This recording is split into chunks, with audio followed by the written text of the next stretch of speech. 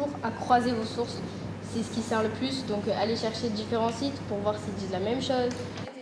Dans cette classe de 4e, les enseignantes apprennent aux élèves à décrypter les informations. Récemment, elles ont piégé ces collégiens en leur faisant croire à une fake news. Depuis, ces jeunes ont adopté les bons réflexes. On a quand même appris à ne pas faire confiance à tout ce qu'on voit, soit sur les réseaux, soit sur Internet. Donc maintenant, c'est qu'il faut qu'on croise nos sources pour être sûr d'une information. Je vérifie mes sources et là, par exemple, on a trouvé quelque chose, c'était sur France Info. Et je sais que France Info, c'est quelque chose de sérieux et qu'ils ne vont pas raconter n'importe quoi. Je vais voir avec la prof, je vous en dis plus. Mais en gros, vendredi, 16h, il faut que tout soit terminé, que l'émission soit montée, faite, il y a les jingles, il y a tout. Ancienne rédactrice en chef de la première classe média, Emma accompagne désormais ses camarades. Aujourd'hui, elle a pleinement conscience des conséquences que peut avoir une fausse information. Ça peut être virulé très rapidement et ça peut être partagé massivement, commenté.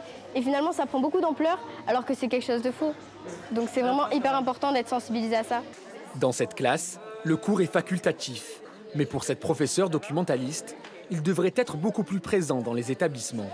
C'est un problème de société, l'information, à l'heure actuelle. Donc ça fait partie des enseignements, au même titre que l'enseignement des maths, de l'anglais, du français. C'est presque une question de survie intellectuelle.